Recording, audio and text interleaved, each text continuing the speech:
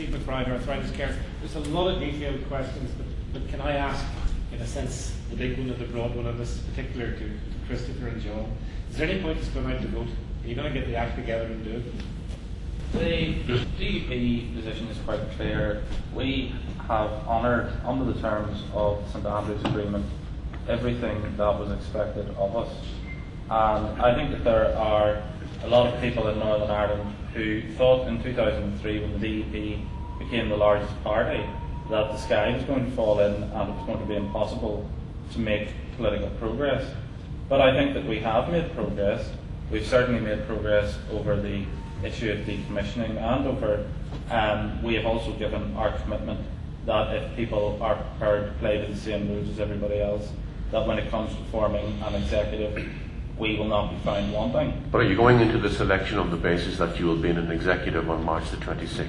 We're going into the election on the basis that we want to be in an executive, but that it is not our responsibility, it is the responsibility of others to come up to the mark in terms of support for the police, support for the rule of law. Now, we have seen progress made.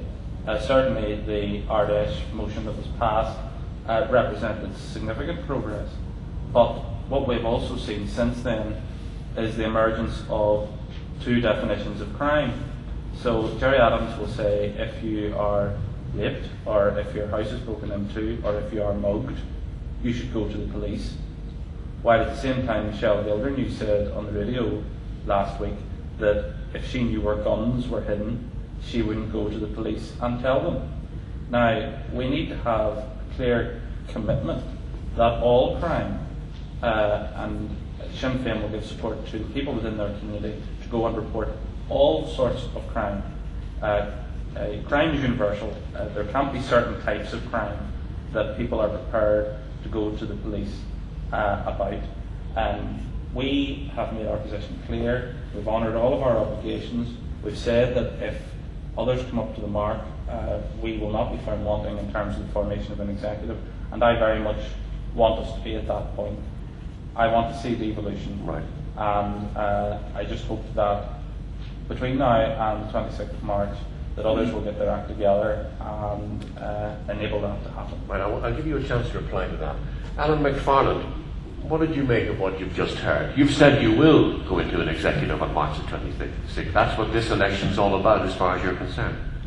Yeah, I mean, I think if you look at the polling, well over 80% of the people in Northern Ireland just want to move on now. We've been at this for far too long. Most of the key areas that were troubling us have been sorted out. And it's fairly clear, if you were at St Andrews at the press conference, or indeed in the room at the end of that plenary session, it is fairly clear that Dr Paisley told the Prime Minister that he would do the deal. He said, in fact, it's a great day for Ireland, he announced in the plenary. And he then went into the press conference and said that the DUP would not be found wanting, that when they gave their word, they would keep their word, etc. The difficulty is when he got home, a substantial number of his own party, senior members of his own party, rebelled. You have the 11 Ballymena councillors, the 12 apostles, etc. And in order to patch this up, he has had to start off with a threat of a £20,000 fine, which has now gone down to £2,000. He's had to get every single one of his candidates signing a resignation letter that he holds. So when they come knocking at doors, the DUP candidates are not there as public representatives when they get elected. They are there as messengers for Dr Paisley, and at any stage if they step out of line and disagree with them, he hands their resignation letter into the Speaker, and they are out of the Assembly. Now, this is a very strange way to operate a political party. It's anti-democratic. It's the first time I've ever heard of it in British politics or Irish politics. So it's not at all clear what they stand for anymore. We keep meeting DUP supporters on the doorstep who are very unhappy with the way things have gone, because there's been a complete turnaround at St Andrews that they don't understand. Alban McGuinness. Well, we've had uncertainty and continuous negotiations since, well, I suppose since 98, but particularly since 2003, when the political landscape changed.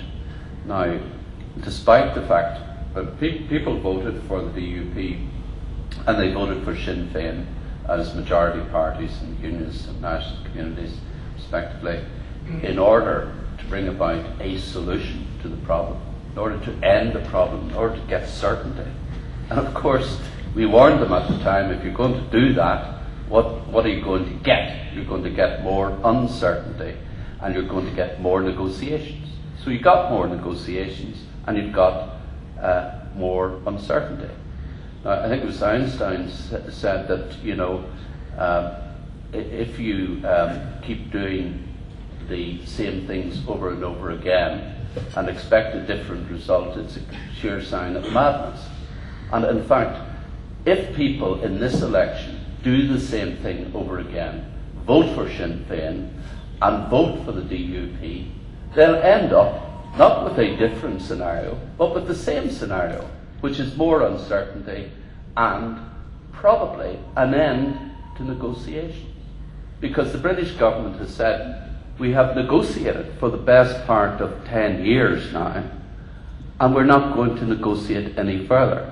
So if you don't get an executive established by the 26th of March, that's it. Because we've tried everything and we're at the point of exhaustion. Now that's the reality of the situation. When I go around the doors, what people are saying to me is, what's the point in voting? And it reflects Stephen's question, what's the point in voting? Because when you get these two parties elected to the Assembly as the dominant parties, they're not going to form an administration. All right. You come back, John O'Dowd, on the accusation that you haven't yet made your minds up about crime and law and order and supporting for the police. You support some sorts of law and order, but not others. Sinn Féin supports all forms of law and order. We represent a community and a part of society who were abused by the forces of law and order, who used law and order as a weapon against those communities. It wasn't the Nationalist Republican community who rejected law and order. It was those people charged with law and order who rejected the Nationalist Republican community and abused them. The people I represent are decent, ordinary, law-abiding citizens who do not want to see crimes committed against themselves, against their neighbours, or against any other section of society. And there is no hiding place for criminals in the Republican community. None whatsoever. Are you satisfied with that? Well, there's a few points arising from what has been said. Just briefly. The IRA offered to kill the people that murdered Robert McCartney. Sinn Féin knows who murdered Robert McCartney. Is John O'Dowd now going to say that anyone with information about who murdered Robert McCartney should go to the police? And the second point I'd like to make, I wonder, could Alan confirm that the North Antrim Ulster Unionist Association actually has a contract both of its candidates have signed in terms of their obligations? So the idea that a candidate's contract is in some way undemocratic or un-British clearly hasn't reached his party colleagues in North Antrim, where they've instituted exactly what the DUP is doing throughout Northern Ireland. Have you got a contract in North Antrim? I'm not aware we have anything other than we have a contract we all signed that we will follow the party whip and all, but there's no resignation letter that you can be sacked if the leader doesn't like you, or indeed a £2,000 fine if you fail to turn up at a meeting or whatever. It seems very strange. I'm quite prepared to represent any of these people. Of course, the fee might be more than £2,000. And are you prepared to support the forces of law and order, John O'Dowd, in the exercise of their duty in whatever respect? I'm prepared to support any function of government which is doing its duty in an appropriate and legal manner. So it is.